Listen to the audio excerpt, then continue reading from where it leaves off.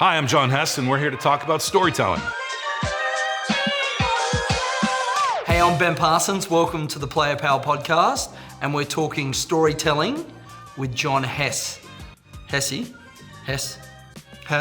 Whatever. Yeah.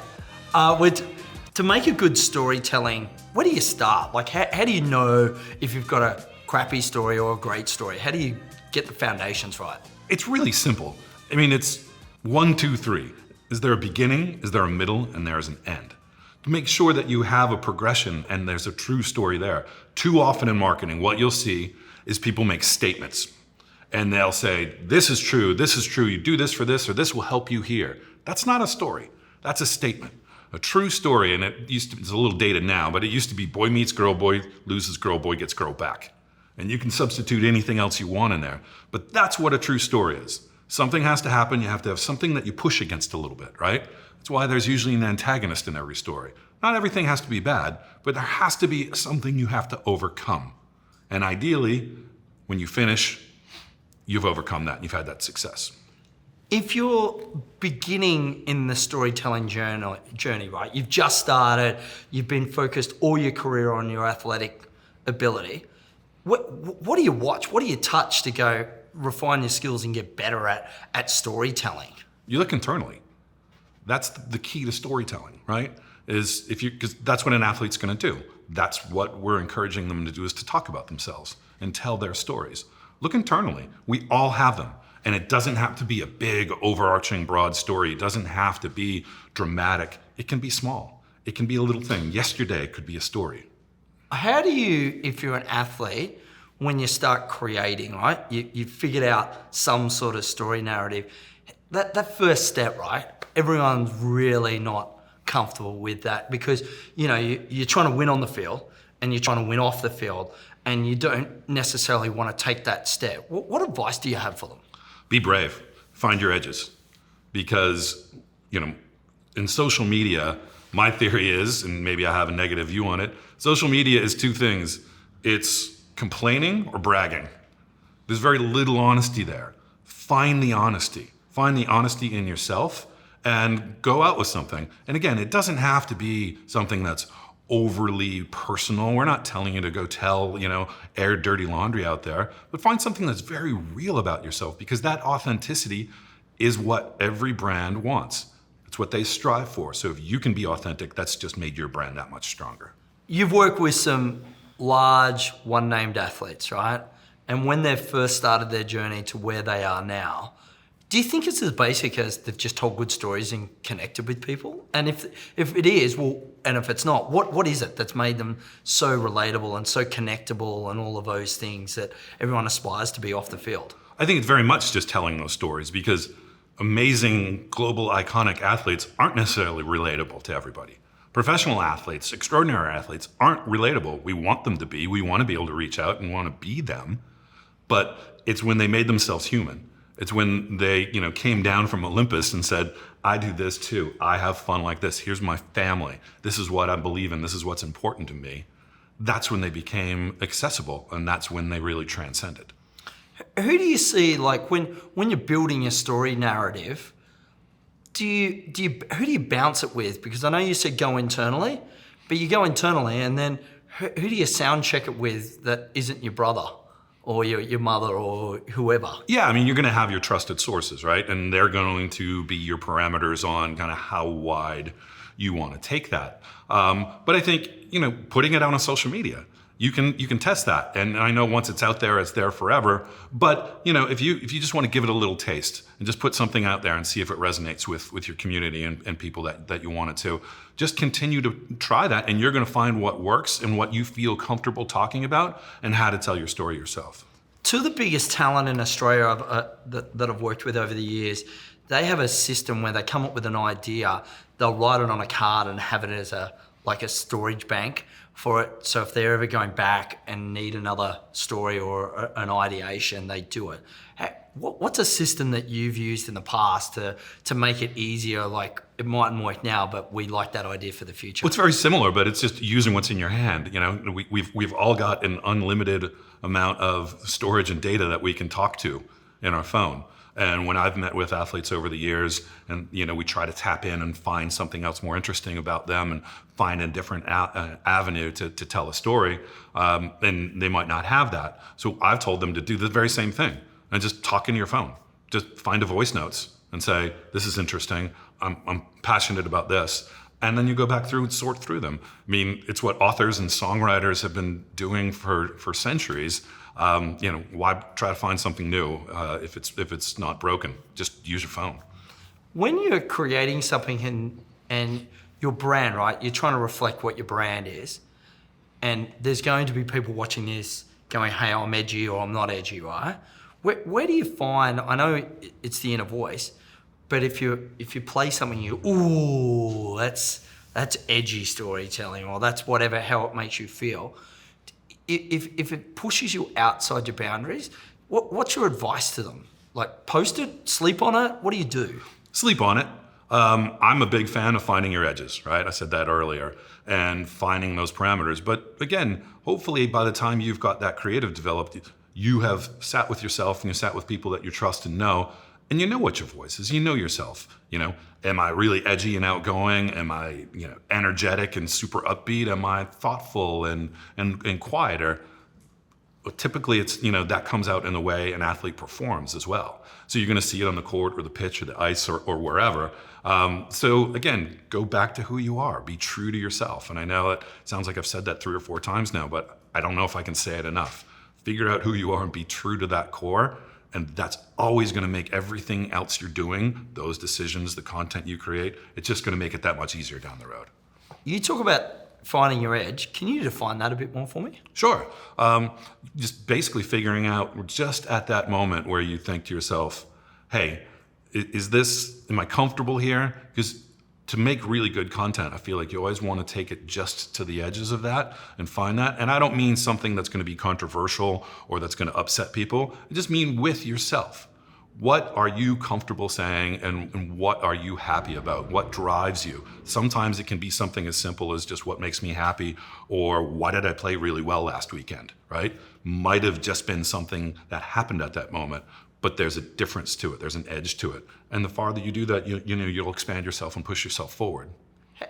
Embracing your community is really big, right? For social, both in a physical and digital sense.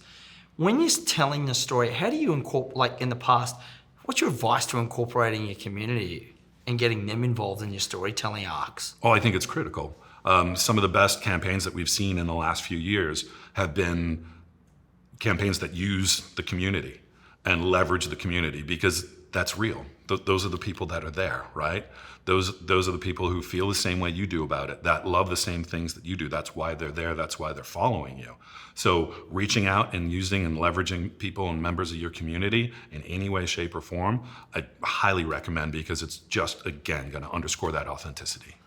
If you're a mid-tier athlete, right? You've gone through the struggles of being that small audience and you've grown to a mid-tier athlete.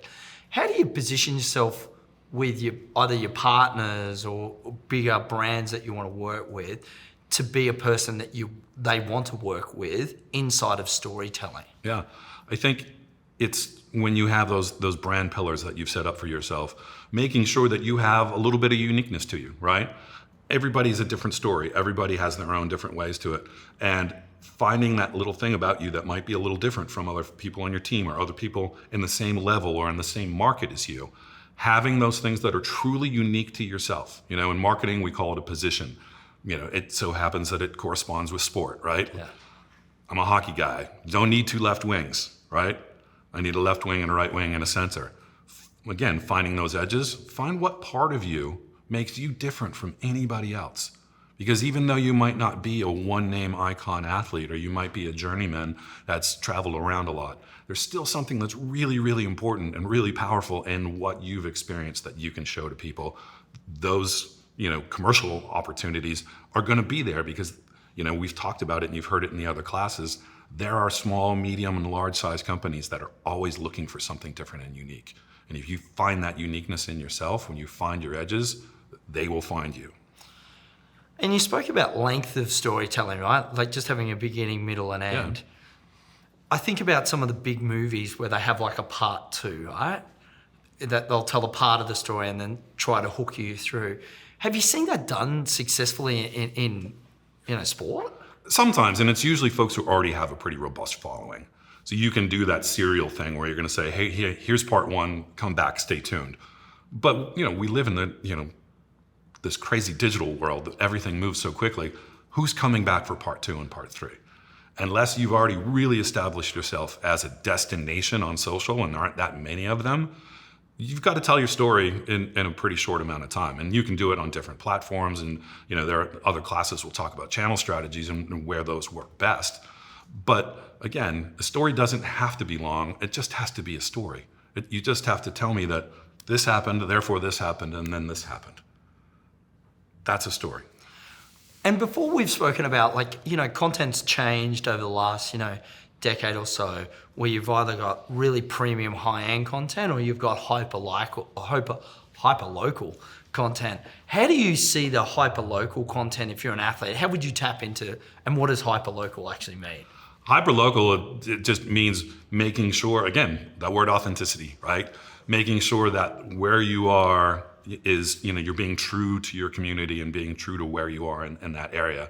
So much of our media is all global and international that you lose some of that local flavor and you lose the nuances that only a fan of this team is going to know, or only somebody who went to that university is going to know that there's a little story there, right? So tapping in and finding all of those little nuggets, because there's, every story is important, even the little tiny ones, and finding some of those and tapping into that. And have you, when you've built stories in the past, right? When you're building it and you're starting it, your first set of sensibilities I find with most when you're on this journey, the first couple of months, you feel insecure about it, right? You're going, whoa, am I doing the right thing? And you're self-checking and you've got a lot of self-doubt. How do you get pushed past that self-doubt and go, I'm doing that because? Well, I mean, it's trust in yourself or trust in the people that are helping you. But it's like dating somebody new, right? When you first meet that person, you want to put the best version of yourself out there, and you don't want them to know about any of the flaws or anything that's happened in the past. And if you stay with that person and they stay with you, that's just not going to happen. They're going to figure it out, right? Going on social media is the same way. I got to put myself out there, and some people are going to say some horrible stuff, and some people are going to really support me on it. So finding, again, that courage to just go forward with it and knowing if this is true about myself, if this is honest to my core and it fits in the pillars and the things that I've said I want to talk about, then I have to be comfortable putting that out there. You spoke about negativity then, right? Yeah. Everyone gets the negativity and everyone is self-conscious to a certain extent. What have you done with athletes in the past when there's been an overwhelming bit of backlash or negativity towards a thing other than tell them it's going to be all right? Yeah, the one that comes to mind really quickly for me is when LeBron moved to Miami. We knew there would be some fallout and some negativity around that, but I think we all underestimated how much he meant to Cleveland, himself included. So when he got to Miami, we knew we had to launch his shoe that next season starting. We had all kinds of worries about what are we going to talk about? How are we going to do this? People are still lighting his jerseys on fire in Cleveland. There was a lot of mixed emotion about the show that was going on in Miami. And our approach was just to take it directly head on. And if you remember the ad, it was basically LeBron just saying, what should I do? Saying, I just did what's authentic to me. You don't want me to talk to my friends? Why wouldn't I talk to my friends? I mean, that's literally a line from the script. So what is it you all think I should have done when I did what I thought was best for me? We took it head on, and it changed the conversation about LeBron at that time. Ethical considerations, and that's probably a weird conversation to be having for athletes, what do they care and how do they do it? But contextualize that for the athlete. Yeah, I mean, again, it goes back to having that model for yourself and setting those standards, those brand pillars for yourself. That you know what's important to you, and that will dictate what's right and what's wrong as far as ethics goes from your point of view. There are so many pitfalls that we've seen athletes fall into all over the world when it comes to some things that happen from an ethical standpoint. And the answer they always give when they're trying to kind of dig out of that is, That's not me. That's not what I'm all about. That's not who I am. And you wonder, how did you get to that point where you're standing in front of a camera saying, that's not me? It's because you weren't true to who you were from the beginning. And if you sit down and you figure that out and you've got those answers, chances are you're not going to make that mistake. And when you're a great storyteller like you are, you're laying in bed at night, what keeps you up? When it comes to storytelling, well, the first one I mentioned is that there are just too many statements that people call stories. When I experience marketing or I see things, in a way, I think, that's not compelling. You didn't tell me why that's a better dishwashing detergent.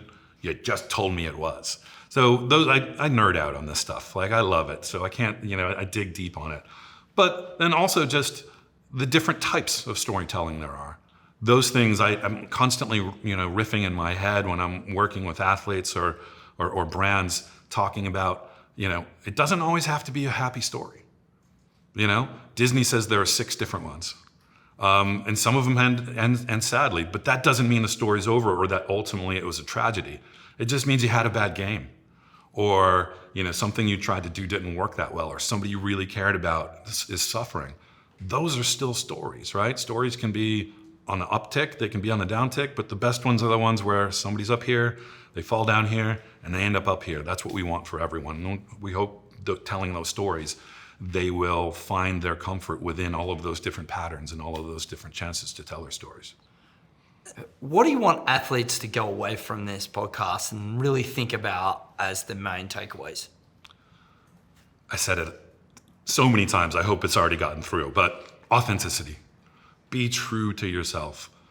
Figure out who you are, what you stand for, and what you want to say to the world. And stick to that.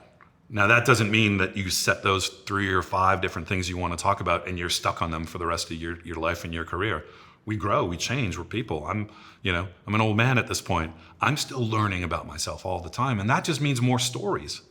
More learning means more stories. So keep your heart open, keep your mind open, keep your eyes open, and be true to yourself. Hess, I love you, man. Thank you. Thanks, brother.